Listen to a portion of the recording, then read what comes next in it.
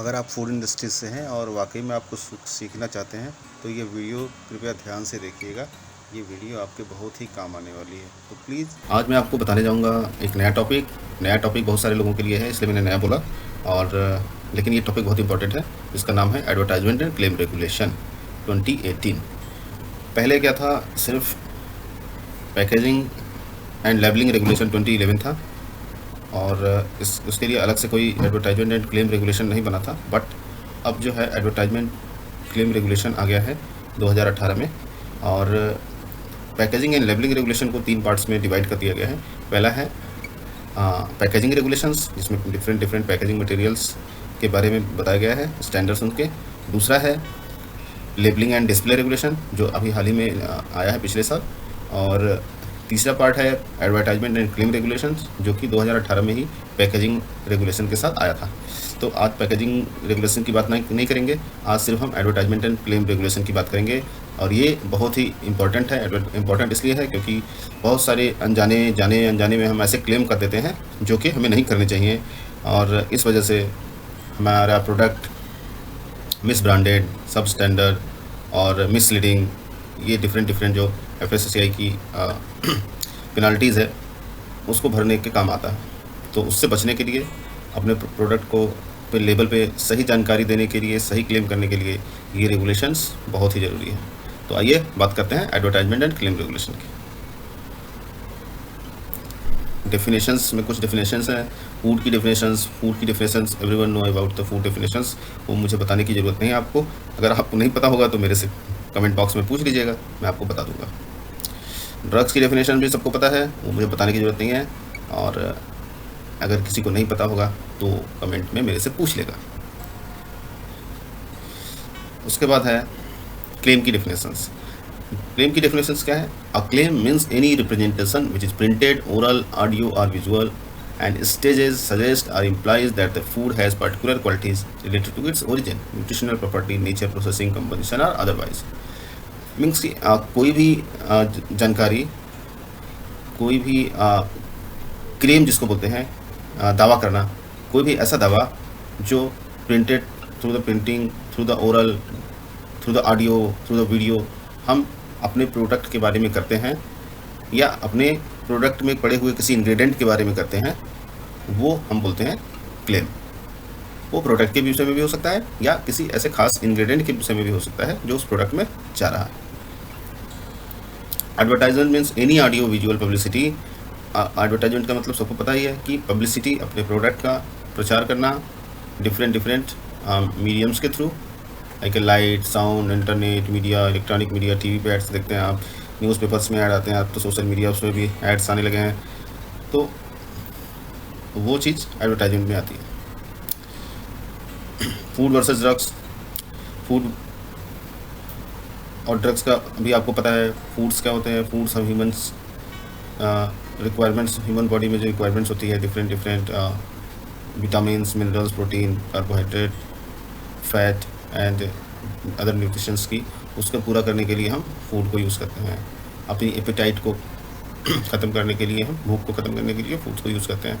Drugs use होता है हमें क्योर करने के लिए, या हमारा जो बीमारी है उसको मिटिगेट करने के लिए, कम करने के लिए, तो वहाँ पे ड्रग्स यूज होता है।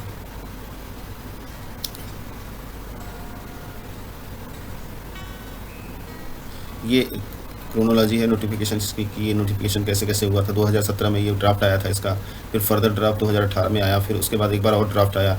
मीन्स कि 3 बार इसके ड्राफ्ट आया, और चौथी बार ये 24 नवंबर 2018 को advertisement and claim regulation notify. और ये जो डेट है 1 जुलाई 2019, ये इम्प्लीमेंटेशन डेट है इसकी। मीन्स ये डेट इम्प्लीमेंटेशन से काफ़ी हम आगे आ गए हैं। अभी हमको ये इम्प्लीमेंट करना ही होगा। अगर आपने नहीं किया होगा अपने प्रोडक्ट पे तो आपको करना ही पड़ेगा। और अगर आपने कोई नया प्रोडक्ट, नया लेवल बना रहे हैं तो उस पर उसको कंप्लायंस करना ही होगा। International claim regulations. International claim और रेगुलेशंस क्या क्या है? इंटरनेशनल में आपके EU का है, कनाडा का CFIA है, US FDA का CFR है, और फूड सेफ्टी ऑस्ट्रेलिया, न्यूजीलैंड का है। तो ये सारे इंटरनेशनल लेवल पे भी एडवर्टाइजमेंट एंड क्लेम रेगुलेशंस हैं available, apart from our FSSAI claim and advertisement regulations. Restrictions of advertisement and prohibition as to unfair trade practice. बहुत सारी अनफेयर ट्रेड प्रैक्टिस को रोकने के लिए बहुत सारी जो रिस्ट्रिक्शंस हैं एडवर्टाइजमेंट पे, प्रोहिबिशंस हैं, उसके बारे में यहाँ पे बात की हुई है। No advertisement shall be made or any food which is misleading, कोई मतलब मिसलीड करने वाली इन्फॉर्मेशन है उसको हम एडवर्टाइजमेंट में नहीं डाल सकते। No person shall engage himself in any unfair trade practice, अपने आप को किसी भी अनफेयर ट्रेड प्रैक्टिस में नहीं डाल सकते उसकी सेल के लिए, सप्लाई के लिए। फूड को डिस्क्राइब करना गलत तरीके से, मिसलीड करना, फूड के नेचर को या सब्सटेंस को और क्वालिटी को के बारे में मिसलीड करना, किसी को गलत तरह से उसको बताना, भ्रमित करना किसी को कि मेरा प्रोडक्ट ऐसा है वैसा है, कि खाने से ये होगा वो होगा, जो भी है। तो इस चीज़ का जो मिसलीड करना, कस्टमर को भ्रम फैला के उसको बेचना, this are the comes under the penalty, तो विच में एक्सटेंड 10 लाख। अब ये सारी जो पेनल्टीज़ है वो 10 लाख तक की पेनल्टी हो सकती है बढ़ के। General principle for claims, dos and don'ts क्या क्या हैं। डूज में क्या है, सही होना चाहिए, स्पष्ट होना चाहिए, मीनिंगफुल होना चाहिए, कंज्यूमर्स को मदद करने वाला होना चाहिए और मिसलीडिंग नहीं होना चाहिए। अधिक कंजम्पशन को जो उसको अधिक कंजम्पशन पे जोर देने वाला नहीं होना चाहिए। Specify the number of servings of the food per day of the claimed benefits, अगर आपने कोई क्लेम कर रखा है तो आपको स्पेसिफाई करना होगा कि आप कितना वो बंदा अगर वो खाए पर्टिकुलर प्रोडक्ट को तो तब वो बेनिफिट आपको जो आपने क्लेम कर रखा है वो मिल सकता है उसको। Do not suggest against the balance are varied diets, no claim on promotion of sale, supply, use, consumption of article to be made using FSSAI logo. FSSAI लोगो लगा के आप किसी प्रोडक्ट का प्रचार नहीं कर सकते हैं या कोई क्लेम नहीं कर सकते हैं।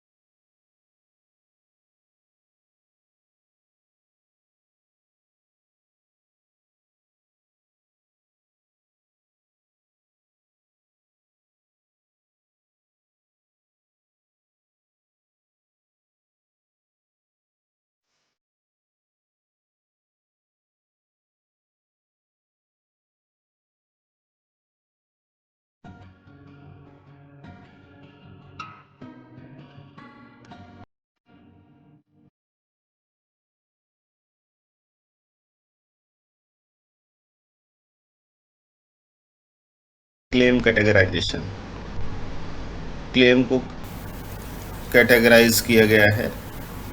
पहला है health claim, equivalence claim, non addition claim, conditional claim, nutritional claim.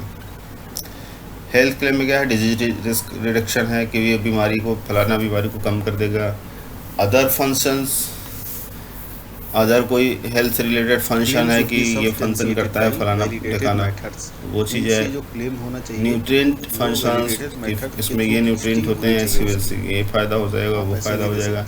Equivalence claim, don'ts में है डू नॉट इसके इक्विवेलेंट है। नॉन एडिशन क्लेम, जैसे कि उसमें लिख देते हैं नो शुगर, नो साल्ट, इस तरह के होते हैं, नो फैट, इस तरह की चीज़ें होती हैं, या नो एडिटिव्स, तो वो नॉन एडिशन क्लेम हो गया। कंडीशनल क्लेम, अलावा है advertisement not to be portrayed, conditional claims means की स्पेसिफाई किया गया है कि इस कंडीशंस के लिए है या इस कंडीशंस में खाएंगे तो ये होगा, ये सारी चीज़ें आ गई कंडीशनल क्लेम में। Nutritional claim, nutritional claim, nutrient content, एक होता है कि इसमें ये न्यूट्रिएंट है अपने प्रोडक्ट को उसका क्लेम, दूसरा होता है कि कंपेरिजन करना, तो आपने अपना प्रोडक्ट है वो किसी और high nutrient, similar nutrient product से आपने कंपेयर कर दिया तो वो न्यूट्रिएंट क्लेम हो गया, तो वो भी नहीं होना चाहिए। उसके अलावा ये भी बहुत इंपॉर्टेंट। उसके बाद है मैपिंग ऑफ क्लेम कैटेगराइजेशन, ये उसकी मैपिंग है कि कौन कौन सा क्लेम किस कैटेगरी में आ सकता है। प्रोडक्ट लीड, जैसा कि मैंने ऊपर बताया था कि एक तो क्लेम हम प्रोडक्ट बेस पे देते हैं कि ये हमारा प्रोडक्ट है, इसमें ये फ़ायदे हैं, वो फ़ायदे हैं। एक होता है कि उस प्रोडक्ट में जो इंग्रेडिएंट होते हैं कोई स्पेसिफिकली उसके विषय में, किसी प्रोडक्ट में मान लो किसी ने अश्वगंधा डाल दिया तो डाल देंगे कि इसमें अश्वगंधा है या एलोवेरा है, तो वो ये करेगा वो करेगा, भले ही वो 2% जो कंज्यूमर है उसको फ़ायदा दे, तो उससे रिलेटेड क्लेम से बच सकते हो। जो ये नेचुरल प्योर न्यूट्रिएंट क्लेम है, nutrient content, nutrient comparative, nutrition claim में आ जाता है। न्यूट्रिएंट कंटेंट में डायरेक्टली और indirectly describe the level of nutrient in food, मतलब जो न्यूट्रिएंट है फूड में उसको डिस्क्राइब करेगा लेवल को। Compare the nutrient of energy value of 2 more similar different version of product, जैसे सोया है, सोया बड़ी को आप कंपेयर कर लिया आपने, सोया बड़ी में प्रोटीन है 25%, एक में प्रोटीन है 10%, 12%, और उसके साथ कोई और एक वाला कोई और हाई प्रोटीन है जैसे मिल्क वाला है, मिल्क में प्रोटीन है 12 से 14%। तो इस तरह से हम कंपेयर कर सकते हैं अपने प्रोडक्ट की कि मतलब दैट प्रोडक्ट सोया बड़ी is more higher protein compare to egg and milk. तो इस तरह का जो होता है वो न्यूट्रिएंट कंपेरेटिव क्लेम में आता है। Shall be made according to the जो न्यूट्रिएंट कंटेंट है, shall be made according to the conditions of schedule 1। Schedule 1 आगे नीचे दिया हुआ है, उसमें न्यूट्रिएंट कंटेंट को हम किस तरह से लिख सकते हैं क्लेम उसका दिया हुआ उसके बारे में। Flexibility of wording allowed as per the schedule 2। Nutrient competitive claim examples, तो न्यूट्रिएंट कम्पिटिटिव क्लेम एग्जांपल्स में यहाँ पे दिया हुआ है कि सपोज आपका प्रोडक्ट वाई है और आपने किसी प्रोडक्ट एक्स से आपने कंपेरिजन किया है, आमतौर पे जैसे कि मैंने एक एग्जांपल दिया था आपको सोया बड़ी का, जिसको आप देखोगे कंपेयर किया जाता है नॉर्मली एग्स और मिल्क से फॉर दैट प्रोटीन। तो अगर 1.1 ग्राम है प्रोडक्ट एक्स में और प्रोडक्ट वाई में 11 ग्राम है, तो दैट मीन्स जो 1.1 और 11 है उसमें जो डिफरेंसेस हैं वो 90% के डिफरेंसेस हैं, और जो रिक्वायरमेंट है वो मिनिमम 25% के डिफरेंसेस होनी चाहिए। तो दैट मीन्स कि 25% के डिफरेंसेस से ज़्यादा है वो, तो ये जो क्लेम है ये ठीक है। इसी तरह से जो दूसरा है जो शेड्यूल 1 में दिया गया है कि क्या सोर्स होना, कि पर्टिकुलर न्यूट्रिएंट्स सोर्स किसका होना चाहिए, लो, हायर, सोर्स, ये सब चीज़ें हैं। आगे हम देखेंगे कि किसको आप लो बोल सकते हो, किसको सोर्स बोल सकते हो, किसको हाई बोल सकते हो। तो उस मामले में भी ये जो क्लेम है वो ठीक है, क्योंकि जो डिफरेंसेस है प्रोटीन का 1.1 और 11 है, और जो डिफरेंसेस होने चाहिए जो कि आप सोर्स बोल सकते हो प्रोटीन का, वो 10% ऑफ RDA होना चाहिए, इट मीन 6 ग्राम। तो 6 ग्राम अगर है तो आप उसको सोर्स बोल सकते हो। यहाँ पे प्रोटीन जो है 11 ग्राम है, तो इसलिए आप उसको आराम से सोर्स बोल सकते हो। और जो डिफरेंसेस होंगे दोनों के वो भी 6 ग्राम से ज़्यादा रहेंगे रिलेटिव, तो 9.9 रहेंगे। तो इसलिए हम अपने प्रोडक्ट वाई को सोर्स ऑफ प्रोटीन बोल सकते हैं। Relative differences at least 10% of RDA for claim about the micronutrients. Relative differences micronutrients को क्लेम करने के लिए 10% से ज़्यादा होना चाहिए, तो ये भी सही है। और ये जो डिफरेंसेस हैं अदर देन सोडियम होने चाहिए, सोडियम के लिए ये नॉट एप्लीकेबल है फॉर द माइक्रोन्यूट्रिएंट्स। उसके अलावा नीचे हमारा शेड्यूल 1 है, जिसकी हम बात ये कर रहे थे एग्जांपल में। अब देखिए शेड्यूल 1 में क्या है। शेड्यूल 1 में ये है कि लो, अगर आप क्लेम कर रहे हो लो कैलोरी, तो लो कैलोरी किसको बोलोगे? लो कैलोरी उसको बोलोगे जिसमें कैलोरी 40 किलो कैलोरी पर 100 ग्राम तक हो, उससे ज़्यादा ना हो, not more than 40 kilo calorie. और अगर वो लिक्विड प्रोडक्ट है तो वो not more than 20 kilo calorie हो, अगर वो ml में आप ले रहे हो तो। अब फ्री ऑफ कैलोरी किसको बोलोगे? जिसमें कैलोरी 4 किलो कैलोरी से ज़्यादा ना हो, आप उसको फ्री कैलोरी क्लेम कर सकते हो अपने प्रोडक्ट को। फैट के लिए ऐसे ही है, लो, अगर 3 ग्राम तक फैट है तो आप उसको लो बोल सकते हो। और अगर 1.5 ग्राम फैट 100 ml में है, लिक्विड प्रोडक्ट में है, तो आप उसे लो बोल सकते हो। 3 ग्राम पर 100 ग्राम के लिए है, 1.5 ग्राम पर 100 ml के लिए। फ्री ऑफ फैट किसको बोल सकते हो? जिसमें फैट 0.5 ग्राम पर 100 ग्राम या पर 100 ml से नीचे हो, उसको आप फ्री ऑफ फैट बोल सकते हो। ऐसे ही कोलेस्ट्रॉल के लिए भी है, और ऐसे ही बाकी भी दिया हुआ है। प्रोटीन के लिए दिया हुआ है, कोलेस्ट्रॉल के लिए दिया हुआ है, सोडियम के लिए दिया हुआ है, किसको आप बोल सकते हो, वो डिटेल में है, वो मैं आपको दिखा दूंगा। मैंने सीट पे थोड़ा ही लिया है प्रेजेंटेशन में, पूरी सीट नहीं कवर की शेड्यूल 1 की। और एक बार शेड्यूल 2 भी देख लेते हैं। शेड्यूल 2 में क्या है? शेड्यूल 2 में सिनोनिमस है विच में B use for claim defined in the regulation. Means कि आप क्या यूज कर सकते हो? रिच, जैसे ऊपर दिया हुआ है शेड्यूल 1 में, लो, सोर्स, फ्री, तो उसके लिए अदर वर्ड क्या यूज कर सकते हैं सिनोनिम में? उसमें फ्री है तो आप उसको जीरो भी लिख सकते हो, 0 कैलोरी या फ्री कैलोरी या विदाउट कैलोरी। ऐसे ही लो के लिए लिटिल, फ्यू, कंटेंस स्मॉल ऐसे लिख सकते हो। रिड्यूस और लेस के लिए लोअर, फ्यूअर लिख सकते हो। हाई के लिए हायर, इंक्रीज्ड, मोर, रिच, इनहेंस्ड लिख सकते हो। सोर्स के लिए प्रोवाइडेड, कंटेंस ऐसे लिख सकते हो कि कंटेंस है, सोर्स है, मतलब है इसमें ये चीज़। तो ये शेड्यूल 2 है। उसके बाद ये हेल्थ क्लेम का आ गया। ऊपर हमने जो देखा था वो न्यूट्रिएंट कंटेंट का था और न्यूट्रिएंट कंपैरिजन का था, कंपैरेटिव न्यूट्रिएंट का था। अब अगला जो है वो हेल्थ क्लेम का है। हेल्थ क्लेम जैसा कि ऊपर बताया गया था कि 3 तरह से क्लेम हो सकते हैं। Nutrient functions describe the physiological role of the nutrient. Nutrient function claim की फिजियोलॉजिकल रोल क्या है पर्टिकुलर न्यूट्रिएंट का in the growth, development and normal function of the body. ऐसे ही रिडक्शन ऑफ डिजीज रिस्क की, डिजीज रिस्क कौन सा ऐसा उसमें प्रोडक्ट है या कौन सा उसमें इंग्रेडिएंट है जो पर्टिकुलर डिजीज़ को रिड्यूस कर सकता है। अगर ऐसा कोई क्लेम देना हो हेल्थ से रिलेटेड तो उसके लिए है ये। States suggest or implies the consumption of such foods or its constituents reduce the risk of developing a disease or health related conditions. It should be significantly alter major risk factor for a disease or health related conditions. तो ये disease reduction claim हो गया। अब disease reduction claim में आपको ये भी देना पड़ेगा फिर कि कितने डोज, कितना उसकी सर्विंग रहेगी, कितना मात्रा में हम लें ताकि ये जो हम क्लेम हम कर रहे हैं वो कंज्यूमर के लिए रियल में बेनिफिशियल हो। नेक्स्ट वन है other function. Describe the specific beneficial effect of the consumption of the food. Other function में है कोई स्पेसिफिक बेनिफिट्स है फूड का कि इसको कंज्यूम करने पे कोई आपको स्पेसिफिक बेनिफिट मिल रहा है जिससे आपका हेल्थ ठीक रहेगा, हेल्थ इंप्रूव होगा। पॉजिटिव कंट्रीब्यूशन टू हेल्थ और इम्प्रूवमेंट ऑफ द फंक्शन और मॉडिफाइंग और प्रिजर्विंग हेल्थ। तो ये हो गया other function related. Nutrient function claim. Nutrient function claim में describe the physiological role of the nutrient, the growth, development, normal function of the body. If the claim benefit is attributed to a constituent of food which already exists, the food shall be a source of high in the constituent as per schedule 1 where increased consumption is recommended. increased consumption recommended होता है। और अगर मान लीजिए लो है या free है या रिड्यूस्ड है तो इस कंडीशन में डिक्रीज कंजम्पशन रिकमेंडेड होता है। तो ये है फंक्शन से रिलेटेड क्लेम कि एज पर शेड्यूल 1 हम देखेंगे कि ये जो क्लेम करेंगे कि ये source of the particular nutrients या हाई है या लो है तो वहाँ पे हम हायर कंजम्पशन रिकमेंड करेंगे, और अगर सोर्स नहीं है, लो है, फ्री है तो वहाँ पे हम डिक्रीज कंजम्पशन रिकमेंड करेंगे। No prior approval needed from FSSAI।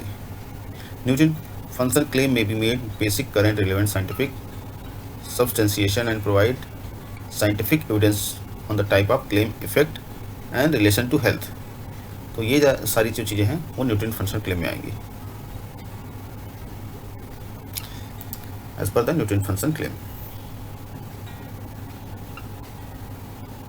Other functional claim describe the specific beneficial effect of the consumption of the food and their constituent, the context of the total diet, normal function of biological activities of the body which related to positive contributions।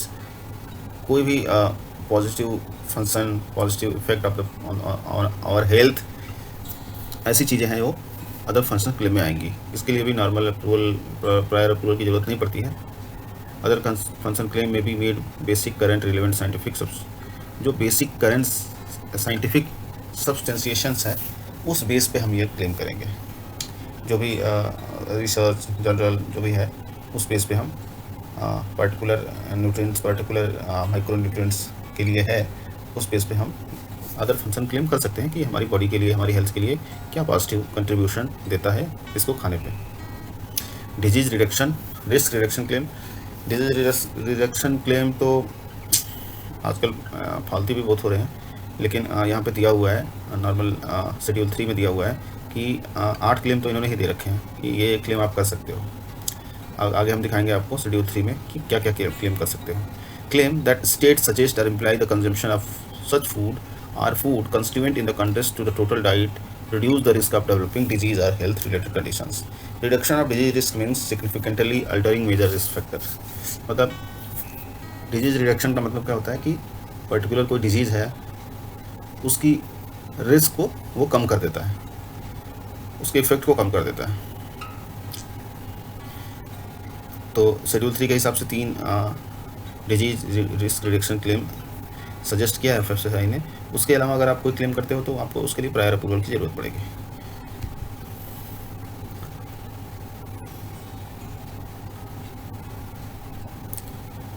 Examples क्या दिया है disease reduction के? Sodium and hypertension. Diet low in sodium में help reduce the risk of high blood pressure, ये दिया हुआ है। अगर कोई सोडियम कम सोडियम वाली डाइट है, लोअर सोडियम है, जैसे कि आजकल स्नैक्स आते हैं जिसमें हायर सोडियम होता है या स्पाइसेस होते हैं जिसमें सोडियम ज़्यादा होता है, लेकिन आजकल की फूड टेक्नोलॉजी इतनी एडवांस हो गई है कि हम ऐसे साल्ट दे रहे हैं जिसमें सोडियम कम होता है, लो सोडियम। आपको टेस्ट का फ़र्क नहीं पड़ेगा, टेस्ट आपके लिए वही रहेगा, बट उसमें सोडियम कम हो जाता है। कुछ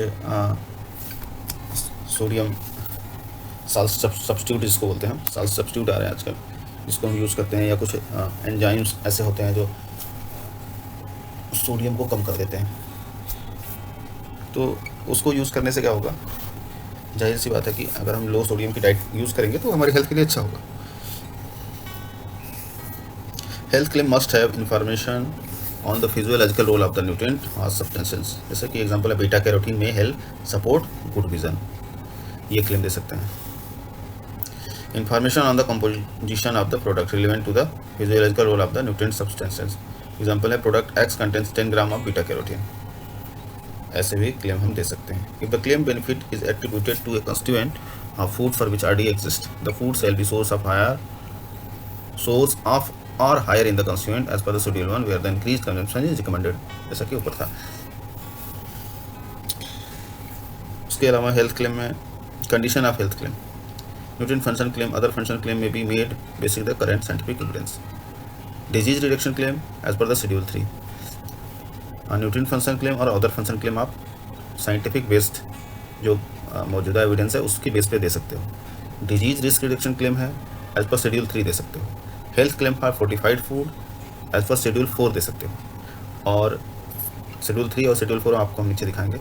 claim health benefit directly attributed to the product should be based on the scientifically significant result obtained by human intervention studies and peer reviewed और publish as per in A Pir reviewed reputed scientific journal. और कोई health claim benefit का हम कुछ directly कुछ claim कर रहे हैं तो वो साइंटिफिक बेस्ड होना चाहिए, उसकी स्टडीज़ होनी चाहिए, जर्नल्स होने चाहिए, उस बेस पे हम देंगे आफ्टर द प्रायर अप्रूवल। ये है शेड्यूल 3, जो कि मैंने बताया कि शेड्यूल 3 में क्या है। शेड्यूल 3 में यह है कि कौन कौन से आप गेट क्लेम दे सकते हो। जैसे है कि calcium and vitamin D and osteoporosis, nutrient food. अब क्या है condition of claim, the food is source or in high in calcium or in calcium and vitamin D. तो ये क्लेम आप तभी कर सकते हो जब फूड जो है सोर्स ऑफ कैल्शियम हो, विटामिन डी हो, और या higher vitamin D and calcium का हो। A statement that's beneficial effect is obtain with the daily recommended intake. उस पर स्टेटमेंट लिखा रहना चाहिए कि कितना आपकी डाइट होनी चाहिए और कितना इंटेक होना चाहिए पर्टिकुलर प्रोडक्ट का।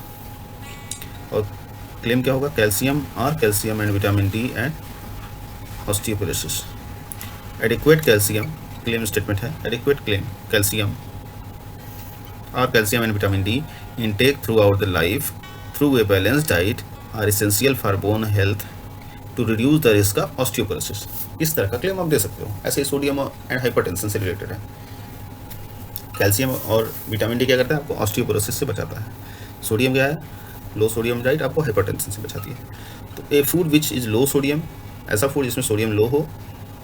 ए statement through that the beneficial effect is obtain with the low sodium diet. अब सोडियम डाइट के लिए क्लेम कैसा होगा, डाइट लो इन सोडियम में help in reducing the risk of high blood pressure, इस तरह के क्लेम कर सकते हैं। शेड्यूल 4 क्या है, health claim for fortified food. Fortifications, fortified foods में क्या होता है, फोर्टिफिकेशन मीन्स कि fortification is the process in which we have added micronutrients in the product. बहुत सारे माइक्रोन्यूट्रिएंट्स हैं जो हमको डेली जो हमारा खान पान है उसमें हमें नहीं मिल पाते हैं जितना चाहिए शरीर को, तो उससे क्या होता है, उस पर्टिकुलर माइक्रोन्यूट्रिएंट्स जैसे विटामिन हुआ, मिनरल्स हुआ, उनकी कमी हो जाती है शरीर में। इसलिए ये फोर्टिफिकेशन एक नया सिस्टम आया है। फोर्टिफिकेशन में क्या होता है कि पर्टिकुलर सपोज करो आयरन है, कैल्शियम है, विटामिन डी है, इन सब माइक्रोन्यूट्रिएंट्स को हम अलग से पर्टिकुलर फूड में डाल देते हैं, और जब हम वो पर्टिकुलर फूड खाते हैं तो हमें वो माइक्रोन्यूट्रिएंट्स जो उसमें एडिशनल डाला हुआ था, एडेड फॉर्म में था, वो हमें मिल जाता है शरीर को। आजकल फोर्टिफिकेशन हो रहा है कौन कौन से प्रोडक्ट में, जिसमें FSSAI ने अनिवार्य कर रखा है। मिल्क है और फ्लावर है, राइस है, एडिबल ऑयल्स हैं। आप मार्केट में जाओगे तो आपको फोर्टिफाइड का लोगो मिल जाएगा, ऐप बना होता है डिज़ाइन से, और आपको मिल्क में, ऑयल में, आटे में, चावल में, जो नॉर्मल जो डाइट है, गवर्नमेंट ने उन्हें ही चुना है, उन्हीं फूड्स को जो लोग खाते ही खाते हैं। चावल, दाल, आटा, तेल, दूध, ये सब लोग खाते ही खाते हैं।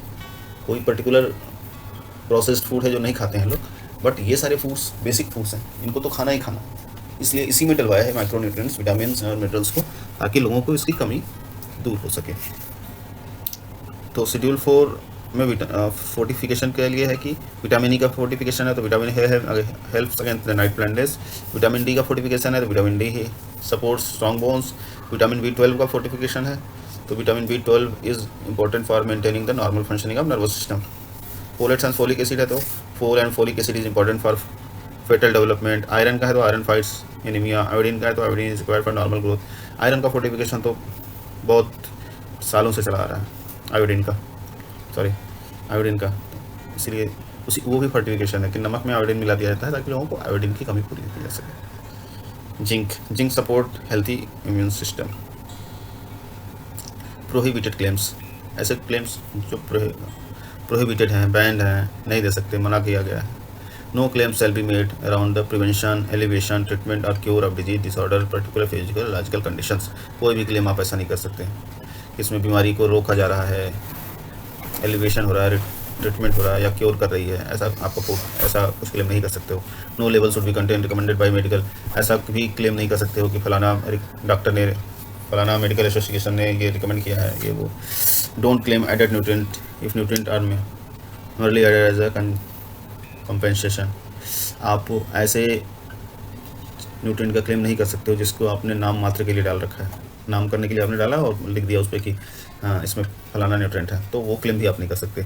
FSDU and FSMP to carry a claim only if specifically permitted. FSDU